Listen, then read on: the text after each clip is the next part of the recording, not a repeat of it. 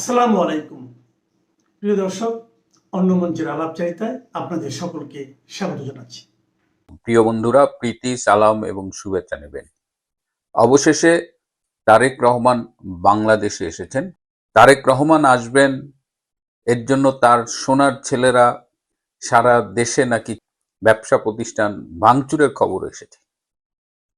তো নেতা আসবেন, এই উপলক্ষে তার সৈন্য সামন্ত বাহিনী সারা দেশে শত শত কোটি টাকার চাঁদাবাজি করেছেন। এই বাস্তবতায় নেতা এসেছেন। আমি তারেক রহমানের ভক্ত অনুসারীদের আবেগের প্রতি শ্রদ্ধা রেখেই আমার কথাগুলো বলতে চাই। এই যে তারেক রহমান ফিরলেন, 17 বছরের দীর্ঘ নির্বাসন শেষে লন্ডন থেকে ঢাকায় ফিরলেন, এবং তিনি ফিরেই কি একদম একদম নতুন এক তারেক রহমান হয়ে গেলেন? রাজনীতিবিদ তারেক রহমানকে আমি যখন ইভালুয়েট করব বা তার সম্পর্কে আমি যখন কথা বলবো, তখন আমি তার রাজনৈতিক ইতিহাস তো ভুলে যাব না, রাজনৈতিক অতীতটা তো ভুলে যাব না। শুধুমাত্র ব্যক্তি রাজনীতিবিদ তারেক রহমানের রাজনৈতিক ইতিহাস নয়, আমি বরং তার দলের রাজনৈতিক ইতিহাসটাও একটু উল্টে পাল্টে দেখতে চাই। তার বাবা জিয়াউর রহমান, তিনি 1975 সালে বঙ্গবন্ধুকে প্রায় পরিবারের সকল সদস্য সহ হত্যা করবার পরের যে পরিবর্তিত রাজনৈতিক পরিস্থিতি, সেখানে তিনি লাইমলাইটে আসেন এবং কর্নেল তাহেরের সাথে বলা যায় এক ধরনের বেইমানি করেই তিনি ক্ষমতা নেন। এবং সেই 75 সালের বিশেষ করে নভেম্বরের সেই ইতিহাস, রক্তাক্ত ইতিহাস, সেই রক্তের উপরেই ভর করে জিয়াউর রহমান অবৈধভাবে ক্ষমতার শীর্ষে আসেন। তারপরে তিনি একটি দল গঠন করেন। সেই দলটি তিনি গঠন করেছিলেন মুসলিম লীগ, রাজাকার, আত্মগোপনকারী জামাত এবং নানান দল ছুটদের নিয়ে।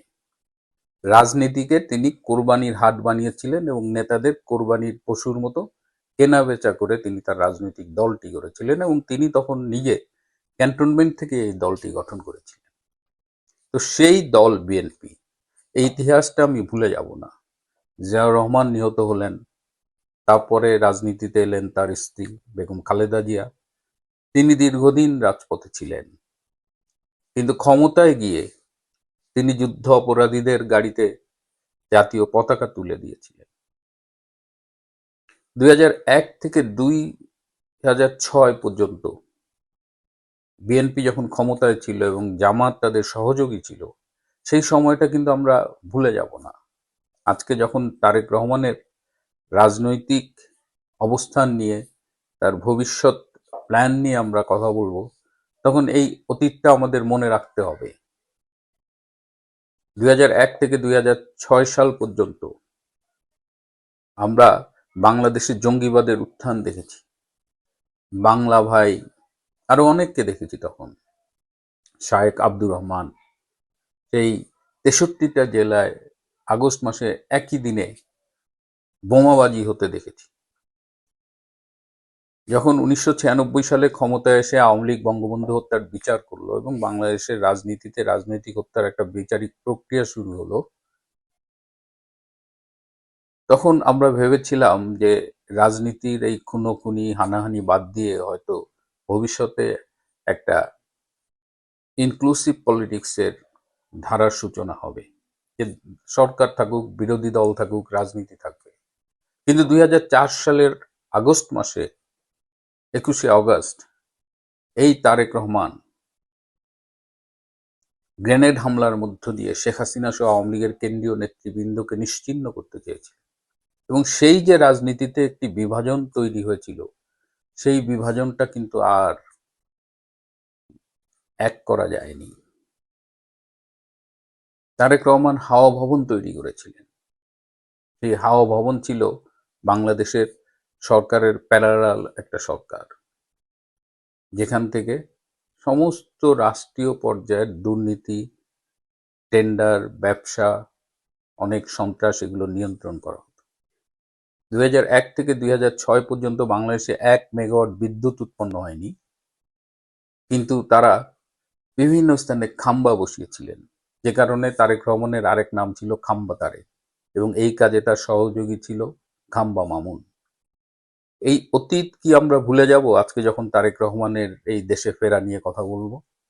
তারেক রহমানের এই যে রাজনৈতিক অতীত, এটি অনেক দীর্ঘ, বলতে গেলে অনেক সময় লেগে যাবে। সংক্ষেপে বললাম, তার অতীত কিন্তু কালিমালিপ্ত। সন্ত্রাসে, দুর্নীতিতে, জঙ্গিবাদের উত্থানে, যুদ্ধ অপরাধীদের রাষ্ট্রীয় পৃষ্ঠপোষকতায় নানানভাবে তিনি এইসব বিতর্কের সাথে ছিলেন। আন্তর্জাতিক সন্ত্রাসী দাউদ ইব্রাহিমের সাথে তার সম্পর্কের কথা শোনা যায়। বাংলাদেশে সেই সময়ে ভারতের বিচ্ছিন্নতাবাদীদের অভয়ারণ্য হয়েছিল। 10 ট্রাক অস্ত্র যার উলফা এনেছিল ভারতের বিরুদ্ধে যুদ্ধে কাজে লাগানোর জন্য, সেটি ধরা পড়েছিল। এরকম অনেক ঘটনা আছে। তারপরে 1/11-এ কারাবরণ করার পরে, নির্যাতিত হবার পরে মুচলেকা দিয়ে তারেক রহমান লন্ডনে চলে গিয়েছিলেন, এবং তারেক রহমানের বিরুদ্ধে আমেরিকার FBI প্রতিনিধি এসে বাংলাদেশে সাক্ষী দিয়েছে তাদের দুর্নীতির বিরুদ্ধে। তারেক রহমান যখন লন্ডন যাচ্ছিলেন তখন তাকে ইউএসএতে যেতে দেওয়া হয়নি, কারণ ভিসা দেওয়া হবে না, এবং ইউএসএতে তার ভিসা দেওয়ার ব্যাপারে নেগেটিভ রিকমেন্ডেশনও ছিল সেই সময় মার্কিন রাষ্ট্রদূত যিনি ঢাকায় ছিলেন। তারপর তো 17 বছর তিনি মূলত ভার্চুয়ালি বাংলাদেশে রাজনীতিতে ছিলেন, একসময় বিএনপির ভারপ্রাপ্ত চেয়ারপারসন হলেন। তো আজকে তিনি যখন ফিরে এসেছেন, তার বক্তৃতাটা আমি মনোযোগ দিয়ে কয়েকবার শুনেছি। এই সমাবেশে লোক সংখ্যা নিয়ে একটা প্রশ্ন উঠেছে। শুনেছিলাম 50 লাখ লোক হবে, পরে ভিডিওতে দেখলাম, লোকজনের কাছে শুনলাম এত লোক হয়নি। সেখানে 5 লাখ লোক হলো না 10 লাখ লোক হলো, সেটা নিয়ে অবশ্য আমার তেমন মাথা ব্যথা নেই। অনেকেই তুলনা করার চেষ্টা করেছেন যে ওসমান গনির জানাজায় বেশি লোক হয়েছে না আজকে তারেক রহমানের এই সম্বর্ধনায় বেশি লোক হয়েছে। এই তুলনাটা আসলে খুবই অপ্রয়োজনীয়, এটা আদৌ দরকার নেই। কিন্তু তারেক রহমান বলেছেন যে আজকে সময় এসেছে সবাই মিলে দেশের জন্য কাজ করবার। তিনি যখন এই কথাটা বলছেন তখন বাংলাদেশে 12ই ফেব্রুয়ারি একটি নির্বাচন হবার কথা। সেই নির্বাচনে কমপক্ষে 40% ভোটারের সমর্থন পুষ্ট আওয়ামী লীগকে অংশগ্রহণ করতে দেওয়া হচ্ছে না। তার মানে আপনি একটা নির্বাচন করবেন যে নির্বাচনে আওয়ামী লীগের ভোটাররা নাই, আওয়ামী লীগ বাদ। তার মানে আপনি 40 to 50% ভোটারদের বাদ দিচ্ছেন। তাহলে আপনি সবাইকে নিয়ে কিভাবে দেশ গড়বেন? আপনি তো যেটা বলছেন, বাস্তবে যেটা বলছেন, সেটা তো আমরা রিফ্লেকশন দেখছি না। আপনি 3 বার বলেছেন আমরা দেশের জন্য শান্তি চাই, অথচ গত 16 মাসে বাংলাদেশে সংগঠিত যত সন্ত্রাস, যত চাঁদাবাজি, যত খুন, যত ধর্ষণ, যত রাহাজানি, এর কত শতাংশ আপনার দলের নেতাকর্মীরা করেছে? একদম কম করে হলেও 70 থেকে 80% অপরাধের সাথে আপনার দলের নেতাকর্মীরা জড়িত ছিল। এই যে তৃণমূল পর্যায়ে বিশেষ করে আওয়ামী লীগের নেতাকর্মীর প্রতি যে নির্যাতনটা হয়েছে, এটি মূলত প্রধানত বিএনপি করেছে। আপনি দেশে শান্তি চান, কিন্তু আপনি যে সৈন্য সামন্ত বাহিনীর উপরে নির্ভর করে আপনার দল চালাবেন, তাদের একদম 16 মাসের অতীত তো আপনার এই কথাকে সমর্থন করে না। বাংলাদেশে এই 16 মাসে ইনুস তো জঙ্গিবাদের একদম উর্বর ভূমি করে ফেলেছে। এই জঙ্গিরা প্রকাশ্যে ISIS এর পতাকা নিয়ে ঘোরে। এই যে মধুর ক্যান্টিনে একটা ভিডিও দেখলাম, একজন জঙ্গি এসে টেবিল চেয়ার ভাঙচুর করছে। এই বাংলাদেশে আপনি বলছেন যে ঘর থেকে সবাই নিরাপদে বেরোবে, সেই বাংলাদেশটা এখন নেই। এখন তো সন্ধ্যার পরে মেয়েরা ঘর থেকে বেরোতে ভয় পায়। আপনি অনেক কথা বলেছেন, বক্তৃতায় সুন্দর কথা বলাই যায়, একটা সুন্দর স্ক্রিপ্ট নিয়ে প্রিপারেশন নিয়ে বলা যায়, কিন্তু যে বাস্তবতায় আপনি বাংলাদেশে ঢুকলেন, সেখানে আপনার কথাগুলো বাস্তবায়িত হবে কিনা, এটা এই প্রশ্নগুলো আমরা করতে চাই। এ কারণেই করতে চাই যে আমরা তাহলে দেখব যে আপনি আজকের বক্তৃতায় যেটা বললেন সেটা আসলে কতখানি আপনি করবেন, আর আপনি আসলেই করতে পারবেন কিনা এই সংখ্যাটার কথাও আমরা জানিয়ে রাখতে চাই। তো রাজনীতি এখন একটা জায়গায় পৌঁছেছে। প্রথমত হলো যে দেশকে যদি আসলেই সবাই মিলে শান্তিপূর্ণভাবে চালাতে চায় তাহলে একটা ইনক্লুসিভ নির্বাচনের কোনো বিকল্প নেই। যদি আওয়ামী লীগকে বাদ দিয়ে কোনো নির্বাচন করা হয় সেই নির্বাচন অবশ্যই বিতর্কিত হতে বাধ্য, এবং একটি বিতর্কিত নির্বাচনের মধ্য দিয়ে যারা ক্ষমতায় আসবেন তারা যে খুব শান্তিতে দেশ চালাতে পারবেন সেটা কিন্তু আমাদের অতীত অভিজ্ঞতা বলে না। আজকের বক্তৃতায় তারেক রহমান নির্বাচন নিয়ে তেমন কিছু কথা বলেননি, কিন্তু ভোট টোট চাননি, হয়তো পরে চাইবেন। তার আজকের বক্তৃতা অনেকটা মনে হচ্ছিল তিনি বোধহয় অলরেডি প্রধানমন্ত্রী নির্বাচিত হয়েই গেছে। যাই হোক, সেটা নিয়ে কথা বলতে চাই না।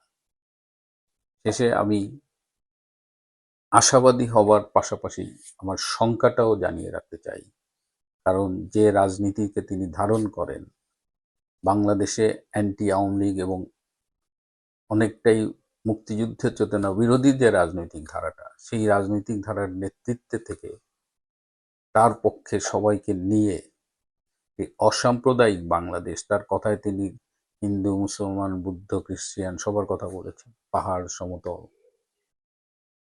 এই যে এত এত মূল্যবান কথা বলেছেন যা তার রাজনৈতিক ধারার সাথে মেলে না।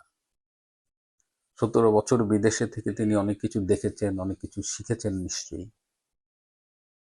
তো এখন আমরা দেখব, অযথা তর্ক বিতর্ক করে লাভ নেই। Time will give us all the answers. আরেকটা কথা খুব চলছে যে তারেক রহমান ভারতের ক্লিয়ারেন্স পেয়েছেন বলে আসছেন।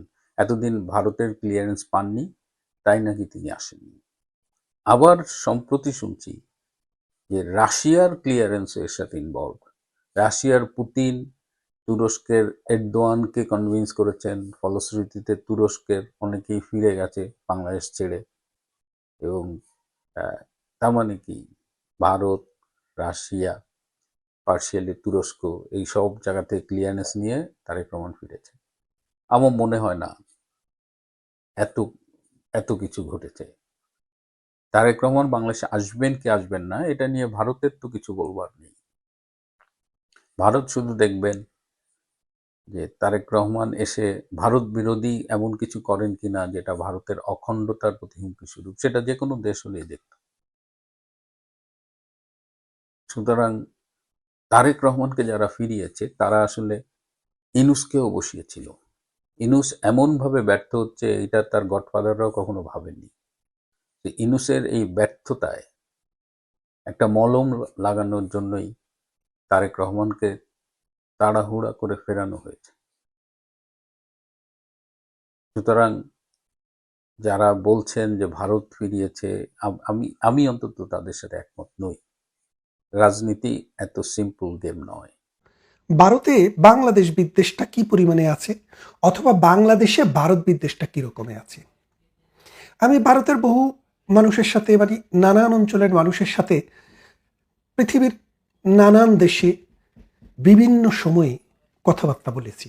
তাদের সাথে অনেকের ভারতের, আপনি মাদ্রাজ বলেন, দিল্লি বলেন, আগ্রা, পাঞ্জাব, দিল্লি, কলকাতা, বিহার, আসাম, এই রকম নানান অঞ্চলের মানুষের সাথে আমার বন্ধুত্ব হয়েছে, আমার ব্যবসার সূত্রে কাজকর্ম হয়েছে, কথাবার্তা হয়েছে। আমার অনেক ক্লায়েন্ট ভারতের আছে। তো এদের সাথে চলাফেরা, কথাবার্তায়, আচার আচরণে আমি তাদের সম্পর্কে আমার একটা ধ্যান ধারণা সাথে মিলিয়ে আমি দেখেছি তারা আসলে বাংলাদেশকে কোন দৃষ্টিতে দেখে। আবার জন্মসূত্রে বাংলাদেশে বড় হয়েছি, বাংলাদেশের আলো বাতাস, বন্ধু বান্ধব চারদিক, মসজিদ, মুক্তব, মাদ্রাসা, ইবতেদায়ী, হাফিজিয়া মাদ্রাসা, আমার স্কুল, কলেজ, বিশ্ববিদ্যালয়ে আমি নানান সময় বন্ধু বান্ধবদেরকে দেখেছি। ভারত সম্পর্কে তাদের মনোভাব, তাদের চিন্তা, তাদের চেতনা, তারা কিভাবে ভারতকে দেখে সেটাও আমার কিন্তু বোঝার সুযোগ হয়েছে। বাংলাদেশে যেই পরিমাণে ভারত বিদ্বেষ আছে, ভারতে বাংলাদেশ বিদ্বেষ তার 40 ভাগের 1 ভাগও নেই। অর্থাৎ বাংলাদেশকে শত্রুভাবে দেখা বা বাংলাদেশকে হিংসা করা বা বাংলাদেশকে বিদ্বেষ প্রসূতভাবে কিছু বলার ভারতের কোনো চিন্তা ভাবনাতেই নেই। হ্যাঁ, আমরা দেখেছি বিভিন্ন মিডিয়াতে আমাদের ফুটবল খেলা, ক্রিকেট খেলা বিভিন্ন সময়ে কিছু কথা কাটাকাটি হয়েছে। এটা শুধু ভারতের সাথে নয়, পৃথিবীর নানান দেশের সাথে এক দেশের সাথে আরেক দেশের এরকম হয়েই থাকে। কম্পিটিটিভ প্রতিযোগিতামূলক কোনো খেলায়, কোনো অনুষ্ঠানে এগুলো হতেই পারে। কিন্তু ভারতের মানুষের মধ্যে আমি কিন্তু ভারতের বাংলাদেশের মানুষ মুসলমান, তাই বলে বাংলাদেশের মানুষকে নিন্দা করে বা ঘৃণা করে বা হিংসা করে, এই জিনিসটা আমি কখনো ভারতের মানুষের মধ্যে দেখিনি। অন্যদিকে বাংলাদেশে যদি ঔষধের অনুমানের জন্য আপনি খোঁজেন, তাহলে 2-4টা গ্রাম খুঁজে একজন মানুষ বাইর করতে হবে যে মাদ্রাসায় পড়ে কিন্তু ভারত বিদ্বেষ পোষণ করে না। এই রকম মানুষ যদি আপনি খুঁজতে চেষ্টা করেন বাংলাদেশের যে 56,000 বর্গ মাইলের ভেতরে, তাহলে আপনাকে আগে থেকে ঘোষণা দিতে হবে যে মাদ্রাসায় পড়ে, ছোটবেলা থেকে মাদ্রাসায় পড়েছে, বড় হয়ে মাদ্রাসায় পড়েছে, আলিম ওলামা হয়েছে, দরবেশ হয়েছে, মুহাদ্দিস হয়েছে, কিন্তু ভারত বিদ্বেষ নেই। এরকম মানুষ যদি খুঁজে পেতে চান, তাহলে আপনাকে বহু কাঠখড় পোড়াতে হবে। অর্থাৎ বাংলাদেশে কতগুলা ভারত বিদ্বেষ তৈরি করার ফ্যাক্টরি আছে, কিন্তু ভারতে বাংলাদেশ বিদ্বেষ তৈরি করার কোনো ফ্যাক্টরি নাই। মানে ভারতে হিন্দু স্কুল বলেন, মুসলিম স্কুল বলেন, খ্রিস্টান স্কুল বলেন, বাংলাদেশের বহু ছেলে ভালো ভালো পরিবারের, আমি শুনেছি দার্জিলিংয়ে স্কুলে ভালো ভালো বোর্ডিং স্কুলে পড়ায়, ভালো মানের স্কুল, ভালো মানের ইংলিশ, আধুনিক চিন্তা চেতনায় বড় হওয়ার সুযোগ, বিশ্বজোড়া পাঠশালা মোর সবার আমি ছাত্র, এরকম কনসেপ্ট নিয়ে বহুমাত্রিক চিন্তা চেতনায় বড় হওয়ার জন্য বহু মা বাবা তার সন্তানকে ভারতের ভালো ভালো এই বোর্ডিং স্কুলে দিয়ে পড়াশোনা করাচ্ছেন। দেখেছি আমি এই তারা পৃথিবীর নানা প্রান্তে নানা দেশে উন্নতিও করছে। তো ভারতে পড়ে বাংলাদেশ বিদ্বেষ তৈরি হয় না, না ভারতীয়র মধ্যে না বাংলাদেশের মধ্যে। কিন্তু বাংলাদেশের যে মাদ্রাসাগুলো আছে, যে মক্তবগুলা মসজিদগুলো আছে, সেখানকার যে হুজুররা আছে, তারা জন্মই হয়েছে তাদেরকে এই কথা তাদের ছাত্রদেরকে শেখানোর জন্য যে ভারত বিদ্বেষ, এবং ভারতকে হুজুরদের মধ্যে 80% হুজুর ডান্ডি বলে গালি দেয়। অথচ দেখেন এটার অর্থ তারাও জানে না, আমরাও জানি না। মূলত এটা একটা গালি। এই গালিটা তারা দিয়ে থাকে। কেন দেয়? কারণ তাদের কাছে মনে হয়েছে যে এই ভারতবর্ষে হিন্দুরা থাকবে কেন, থাকবে শুধু মুসলমান। তাদের এরকম চিন্তা চেতনা। অথচ দেখেন এই হিন্দুদের উদারতা নিয়ে ভারতবর্ষে আজকে, ভারতবর্ষ বলতে আপনি যদি বাংলাদেশ, ভারত, পাকিস্তান এই 3টি দেশকে ধরেন, তাহলে পাকিস্তানে 20 কোটি, বাংলাদেশে 18 কোটি, পাকিস্তানে আসলে 22 কোটি, বাংলাদেশে 18 কোটি, 40 কোটি, আর ভারতে যদি ধরেন আরো 30 কোটি, এই 70 কোটি মুসলমান। এই 70 কোটি মুসলমানের যে বিকাশ, এই দেশে যে গড়ে ওঠা, এর পিছনে হিন্দুদের বিশাল একটা অবদান রয়েছে। অবদানটা কি? এটা হিন্দুর ভূমি, এটাকে রামের জন্মভূমি বলে ভারতরা, এই ভারতবর্ষকে। সত্যি মিথ্যা এটা আমি গবেষণা করতে চাচ্ছি না, সেদিকে আমি যেতে চাচ্ছি না, কিন্তু তারা বিশ্বাস করে বন্দে মাতারাম, তারা বিশ্বাস করে। এই বন্দে মাতারাম, মাতার জন্মভূমি, মানে ভারতের যে রামের মাতার যে জন্মভূমি, এই জন্মভূমিতে আরবরা আস্তে আস্তে এসছে। ইখতিয়ারউদ্দিন, মোহাম্মদ বিন বখতিয়ার খিলজি, তারপরে হজরত শাহজালাল, শাহপরান সহ মঈনুদ্দিন চিশতি, এরকম আউলিয়ারা পীররা এদেশে এসছেন। সুফিবাদ এই দেশে বিস্তার ঘটিয়েছেন। তারা বিভিন্ন অঞ্চলে গিয়ে বিয়ে শাদী করেছেন, জায়গির নিয়েছেন। থাকতে থাকতে একসময় এই ভারতবর্ষ তাদের দেশ হয়ে গেছে। তাদের দেশ হয়ে এই দেশটাতে মুসলমানের সংখ্যা বৃদ্ধি পেয়েছে। আপনি শুরুর দিকের কথা ধরেন, যদি ভারতের প্রত্যেকটা মানুষ যদি মুসলিম বিদ্বেষী হতো, ভারতের প্রত্যেকটা মানুষ যদি মুসলমানদের মতো সাম্প্রদায়িক চিন্তা চেতনা সম্পন্ন হতো, তাহলে কি হতো? তাহলে এই ভারতবর্ষে মুসলমানদেরকে কচু কাটা করা হতো এবং মুসলমানদের এই বংশবৃদ্ধি হতো না। তার মানে হচ্ছে আপনি একবারে প্রথমেই ধরেই নিতে হবে হিন্দু সম্প্রদায় এই দেশে উদার ছিল বলেই মুসলমানেরা এই করিকুলাই খাওয়া, ওষুধ বিক্রি করা, তাবিজ কবজ বিক্রি করা, মাদ্রাসা মক্তবে পড়িয়ে 3টা-4টা বিয়ে করে আস্তে আস্তে বংশবৃদ্ধি করেছেন। করার পর সত্যিকারের যে ইসলাম, এই ইসলাম ভারতবর্ষে কখনো আসেনি। ইসলামের ছিটে ফোটা এসছে। ইসলামের যে নূর, ইসলামের যে আলো, সেটা ভারতবর্ষে কখনো বিস্তার লাভ করেনি। ভারতবর্ষে ইসলামের একটা অংশ মাত্র গিয়েছে। সেই অংশটাই পূর্ণাঙ্গ না হওয়ার কারণে এই মুসলমানদের মধ্যে, ভারতবর্ষের মুসলমানদের মধ্যে এই সংকীর্ণতা। দেখেন, ভারত যখন ব্রিটিশরা ছেড়ে যায় তখন কিন্তু ভারত যদি না চাইতো, ভারতের নেতারা যদি না চাইতো, তাহলে কিন্তু জিন্না গান্ধী এবং নেহেরু, ওরা বল্লভভাই প্যাটেল, মাওলানা আবুল কালাম আজাদ, এরা যখন ডিসিশন নেয় তখন যদি এক ভারত থাকার চিন্তা ভাবনা করতো, মুসলমানদের রাষ্ট্র কিন্তু হওয়া সম্ভব ছিল না। সাফোকেটেড হতেন কিন্তু কখনো স্বাধীন হতেন না। কিন্তু সেই ক্ষেত্রেও গান্ধী তার মহানুভবতা দেখিয়েছেন, এবং সেই ক্ষেত্রেও নেহেরু, বল্লভভাই প্যাটেল, মাওলানা আবুল কালাম আজাদ, তারা তাদের মহানুভবতা দেখিয়েছেন, দেখিয়ে দুইটি রাষ্ট্রের সেটেলমেন্ট করে দিয়েছেন। সেই সেটেল রাষ্ট্র ধীরে ধীরে বড় হয়ে তিনটি রাষ্ট্র হয়েছে। এখন এই বাংলাদেশ রাষ্ট্রে যে কথাটি বলতে গিয়ে আমি এত কথার অবতারণা করলাম, সেখানে হচ্ছে এই বাংলাদেশ রাষ্ট্র সৃষ্টির জন্য মাওলানা আবুল কালাম আজাদের ইন্ডিয়া উইন্স ফ্রিডম বইটা আপনি দেখেন, সেখানে কিন্তু মাওলানা আবুল কালাম আজাদ তখনই বলেছিলেন বাংলাদেশের যে অংশটা ভারতের পাকিস্তানের সাথে দেওয়া হয়েছে, অর্থাৎ বাংলার যে অংশটা, এটি কিন্তু টিকবে না। কেন টিকবে না? তাদের সংস্কৃতি এক না, তাদের ভাষা এক না, তাদের গায়ের রং একরকম না, তারা একভাবে চিন্তা করে না, তাদের কালচারাল এবং ট্রেডিশনালি তারা দুই মেরুর মানুষ। সুতরাং এদের সাথে একসাথে থাকা শুধুমাত্র ধর্ম দিয়ে সম্ভব না।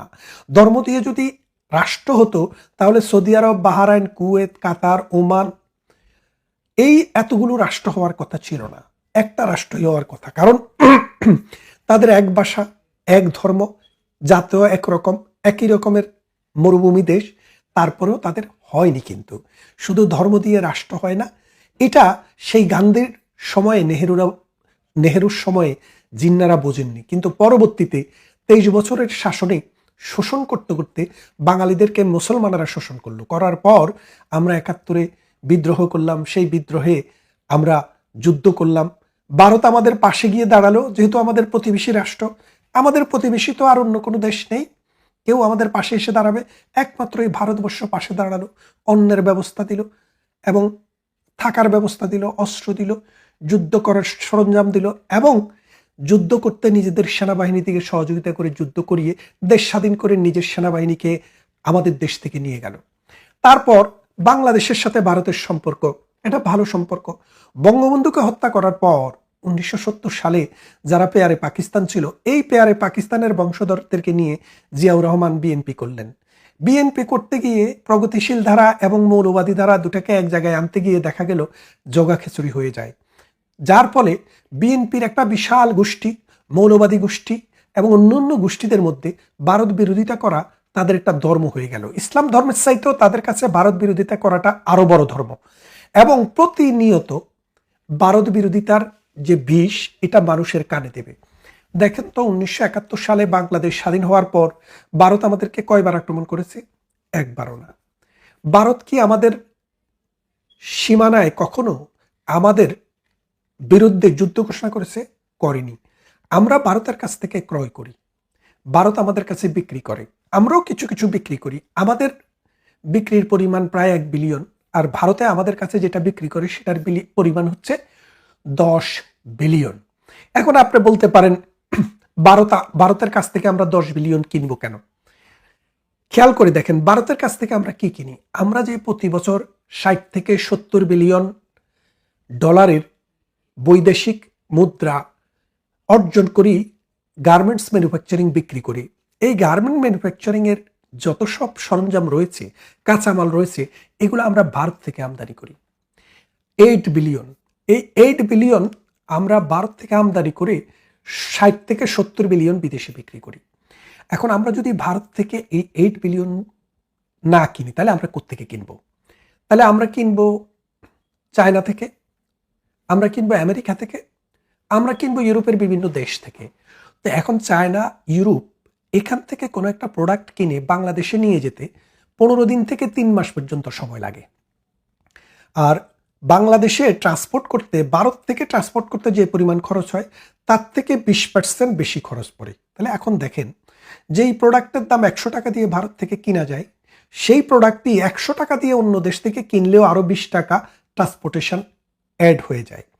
তারপরে ভারতের প্রোডাক্টের দাম অন্য দেশের তুলনায় প্রায় 10% কম। চায়নার মানুষের মাথাপিছু আয় $6,000, ভারতের মাথাপিছু আয় প্রায় $3,000। তাহলে ভারতের প্রোডাক্টের দাম কম্পারেটিভলি কম। সেই কারণে ভারত থেকে আপনি যখন প্রোডাক্ট কিনেন তখন আপনি নিদেন পক্ষে 20% সেভ করেন, যেটা আপনি কম্পিটিটিভ মার্কেটে টিকে থাকার জন্য সহযোগিতা হয়।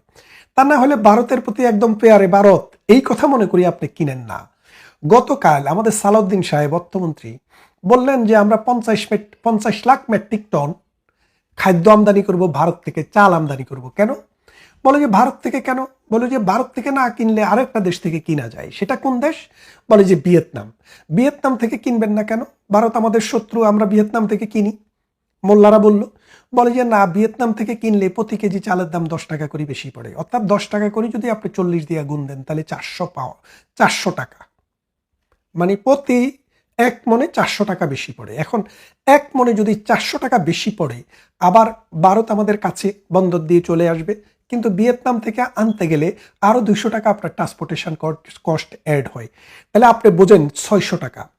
1 মন চাল ভারত থেকে কিনলে আপনার 600 টাকা লাভ, আর ভিয়েতনাম থেকে কিনলে 600 টাকা কিনাতেই লস। তাহলে ভারতকে দয়া মায়া করে কি আপনি কিনছেন, নাকি নিজের পেট বাঁচানোর জন্য কিনছেন? এক। দ্বিতীয়ত, ভারত থেকে আমরা এই কাঁচামালের বাইরে, অর্থাৎ আমাদের গার্মেন্ট শিল্পের কাঁচামালের বাইরে আর কি কিনি? ভারত থেকে আমরা যেটা কিনি সেটা হলো চাল, ডাল, পেঁয়াজ, কাঁচামরিচ, ফলমূল। এগুলা ভারত ছাড়া অন্য কোনো দেশে সেইভাবে উৎপাদনও হয় না। কারণ ভারত এবং বাংলাদেশ একই সুজলা সুফলা, একই নদী অববাহিকায় অবস্থিত হওয়ার কারণে, আমাদের খাদ্যাভ্যাস একই রকম হওয়ার কারণে ভারতের যে বিস্তীর্ণ অঞ্চলে যে এই রবি শস্যের উৎপাদন হয় সেগুলা ভারত বাংলাদেশে বিক্রি করে। এই প্রোডাক্টগুলা পৃথিবীর অন্য কোনো দেশেই ওইভাবে হয় না, হওয়ার কথাও না। কারণ মানুষের প্রোডাকশন তো হচ্ছে তার, মানুষ যেটা খায়, তো ভারতের মানুষ যেটা খায় আমরাও সেটা খাই, যার কারণে আমরা ভারত থেকে এই পণ্যগুলো ক্রয় করি। এখন দেখেন, ভারত থেকে কেনার পর বাংলাদেশের এই আসার জন্য খরচ কম, সব মিলিয়ে বাংলাদেশ লাভের পাল্লায় থাকে। এখন এই যে ক্রয় বিক্রয়গুলা, এখন বাংলাদেশ কেন ভারতে 10 বিলিয়ন বিক্রি করতে পারে না? আচ্ছা, বাংলাদেশ যে ভারতে 10 বিলিয়ন বিক্রি করবে, কি বিক্রি করবেন? আমরা বিদেশে খাদ্যশস্য রপ্তানি করার মতো পর্যায়ে নেই। আমরা প্রতি বছর কিনি। প্রধানমন্ত্রী শেখ হাসিনার সময় অল্প কিছু বিক্রি করতে পেরেছিলাম, আমাদের খাদ্য উদ্বৃত্ত হয়েছিল, কিন্তু এখন আর সেই উদ্বৃত্ত নেই। আপনি যে খাদ্য বিক্রি করবেন সেই ব্যবস্থা আপনার নেই। তো মনে করেন আপনি গার্মেন্টস ম্যানুফ্যাকচারিং তো ভারতের কিনা দরকার নাই, তাদের মার্কেটেই তারা লাভ। তাহলে আপনার আর কি আছে? আপনার হাত, আপনার পা, আপনার চোখ, আপনার জিহ্বা, আপনার মগজ, এগুলো যদি বিক্রি করেন তাহলে ভারত কিনবে। এই ছাড়া আপনার আর কি বিক্রি করতে পারবেন? আপনি একটা আলপিন তৈরি করতে পারেন না। নজরুল দুঃখ করে বলেছিল, বাংলার কবি, বাঙালির কবি, ভারতবর্ষের কবি, যে বিশ্ব যখন এগিয়ে চলেছে আমরা তখনও বসে বিবি তালাকের ফতোয়া খুঁজছি কোরআন হাদিস চষে। আপনি প্রতি বছর এই মোল্লা উৎপাদন করতেছেন, জঙ্গি উৎপাদন করতেছেন, মৌলবাদী উৎপাদন করতেছেন, যারা এই দেশটাকে, এই সমাজটাকে, নারী সমাজকে কলঙ্কিত করছে, কুলাঙ্গারের মতো করে ওয়াজ করছে, গলা ফাটিয়ে মাঠে ঘাটে কবর জিয়ারত করে, তারপরে সাবা খতম পড়ে। এগুলা নাকি তাদের চাকরি। অথচ মোল্লাদের মুখেই শুনি নামাজ পড়ার জন্য যদি ইমাম যদি টাকা নেয় তাহলে তার পিছনে নামাজ পড়া নাকি হারাম। এটা তো আমরা বলছি না, মামুনুল হক সেদিন বললো। তো এই জন্য বলছি যে আপনার উৎপাদন হলো জঙ্গি, আপনার এখন কানেকশন হচ্ছে পাকিস্তানের সাথে। আপনি পাকিস্তানের মতো একটা জঙ্গি উৎপাদন করতে চান, মৌলবাদী গোষ্ঠী উৎপাদন করতে চান, যারা প্রতিদিন ওয়াজ করবে, ওয়াজ করে করে বলবে যে আল্লাহ, ব্রিটিশ আমেরিকার হাত, ইহুদি নাসারার হাত আল্লাহ তুমি নাস্তে নাবুদ করে দাও। অথচ তাদের দেশে যাওয়ার জন্য নিজের গালের লম্বা লম্বা দাড়ি আপনি কামায় ফেলেন। আপনার মোল্লার দৌড় তো আমি বুঝি, আমি দেখেছি। আমি তো ওই সমাজের একদম একেবারে প্রান্তিক লেভেলের একটা সমাজ থেকে, আমিও তো এই লন্ডনে, ব্রিটেনে বসবাস করি আজকে 2 দশকেরও বেশি সময় থেকে। এখন শুধু এই মোল্লাদের ভারত বিরোধিতা না, শুধু এই যে অন্য ধর্মের মানুষের প্রতি সহিংসতা, টলারেন্সের অভাবের কারণে পুরা আমেরিকায়, ইউরোপে, Britain, Australia, Canada, France, Germany, যেই কোনো দেশে মুসলমান বললেই কিন্তু আপনার প্রতি সন্দেহের চোখে দেখে। মুসলমান বললেই আপনাকে ভিসা দিতে তারা কার্পণ্য করে। এখন মুসলমানের এই দুরবস্থার জন্য দায়ী কারা? বাংলার আপামর সাধারণ মানুষ যারা ধর্ম দিয়ে মানুষকে বিচার করে না, তারা কিন্তু কোনো সমস্যা না। তারা সারা পৃথিবীতে গুগল থেকে শুরু করে তাদের দেশে যাওয়ার যে সরঞ্জাম এবং করোনা ভাইরাসের যে টিকা আবিষ্কার, সেখানেও মুসলমানের অবদান আছে। এবং মধ্যযুগের আপনি যদি মনে করেন 1100, 1200, 1300 সালের দিকে যান, আল বিরুনি, আল খারেজমি, ইবনে সিনারা যখন পুরা বিশ্বকে তাক লাগিয়ে দিয়ে অনেক কিছু আবিষ্কার করছে, কেন পেরেছে? এর মূল কারণ ছিল তখন শিক্ষা, জ্ঞান অর্জন করা ফরজ। ইসলাম ধর্মে যে ছিল, সেখানে জ্ঞান বলতে জলে, স্থলে, অন্তরিক্ষে যা কিছু মানুষের কাজে আসে সেটাকেই তারা জ্ঞান হিসেবে দেখতেন। কিন্তু কালক্রমে মোল্লারা এখন এমন একটা অবস্থায় নিয়ে গেছে, এখন জ্ঞান বলতে বোঝায় ভারতকে কিভাবে ঘৃণা করতে হবে, আমেরিকাকে কিভাবে ঘৃণা করতে হবে, জুইশকে কিভাবে ঘৃণা করতে হবে, এবং কিভাবে জিহাদ করতে হবে, কিভাবে জঙ্গি উৎপাদন করতে হবে, কিভাবে বিবি তালাকের ফতোয়া দিতে হবে, বাথরুমে টয়লেটের ডান পা নাকি বাম পা আগে দিবেন সেটা।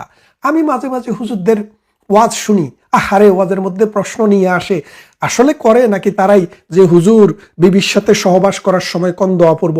মানে বিশ্বাস করেন, আনপ্রোডাক্টিভ, একদম লো লেভেলের চিন্তা চেতনা নিয়ে এই মোল্লারা সারা বিশ্বে মুসলমানদের দাম কমিয়ে ফেলছে। আজকের বিশ্বের মুসলমান এখন আর কোনো দেশে সমাদৃত নয়। মুসলমান মানে এখন যেটা বোঝাতে চায় সেটা হচ্ছে জঙ্গিবাদ, মুসলমান মানে যেটা বোঝাতে চায় সেটা হচ্ছে সন্ত্রাসবাদ, মুসলমান মানে যেটা বোঝাতে চায় সেটা হচ্ছে অশিক্ষা, কুশিক্ষা, মধ্যযুগীয় অন্ধকার।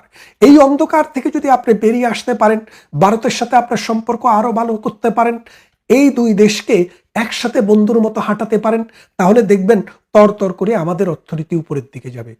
7 সালে বাংলাদেশের মাথাপিছু আয় ছিল $800-900।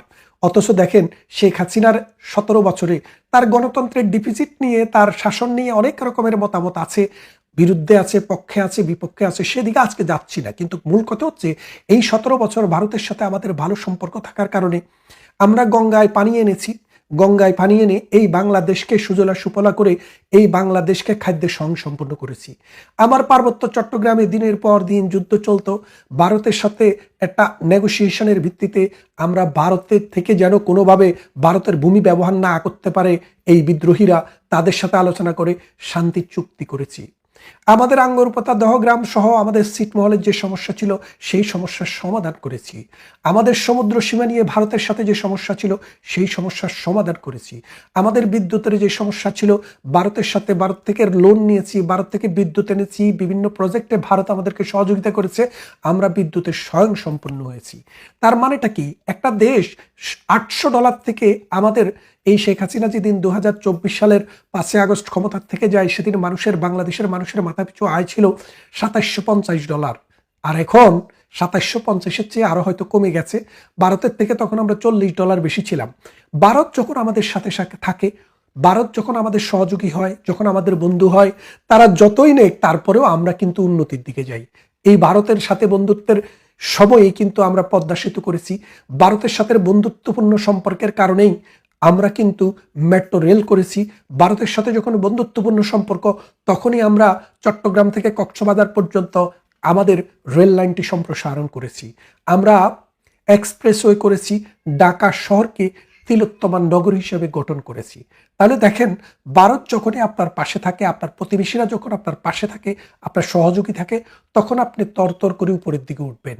আর আপনি যখন জঙ্গিবাদী কায়দায়, ওই মনোজগতের বৈকল্যের কারণে, ধর্মের অপব্যাখ্যার কারণে, অশিক্ষা কুশিক্ষার কারণে, ওই যে কতগুলা ফ্যাক্টরি বানাই দেওয়া হয়েছে বাংলাদেশে ভারত বিরোধিতা তৈরি করার জন্য, এই ফ্যাক্টরির কুফলের কারণে যখন প্রতিবেশীর সাথে যুদ্ধংদেহী অবস্থায় থাকবেন, তখন প্রতিবেশীরা উঠে যাবে, আপনি শুধু নিচের দিকে নামবেন। আসুন, ভারত বিরোধিতা নয়, এই মহাভারতের ইতিহাস আছে, ঐতিহ্য আছে, আছে শিক্ষা, সংস্কৃতি, আছে তাদের প্রযুক্তি, আছে তাদের উদার মন মানসিকতা। এই উদার একটি দেশের সাথে সম্পর্কটাকে বিল্ড আপ করে একটা সুপ্রতিবেশী সুলভ আচরণের মাধ্যমে আমাদের সোনার বাংলাদেশটাকে গড়ে তুলি। আমরা বহুবার ভারতকে দেখেছি আমাদের দুর্দিনে আমাদের পাশে থেকেছে, আর আমরা শুধু বিষ ঢেলেছি, আর বিষ নয়, মধু ঢালি। আসুন, বাংলাদেশের চিরবন্ধু ভারতের সাথে সম্পর্কটাকে কিভাবে উন্নয়ন করে দুটি দেশ একসাথে আমরা এগিয়ে যেতে পারি সেই ব্যবস্থা করুন। ভালো থাকেন, কথা হবে অন্য কোনো ভিডিওতে। আজকে আর বলতে চাই না, না হয় ভিডিওটি আরো লম্বা হয়ে যাবে। ধন্যবাদ।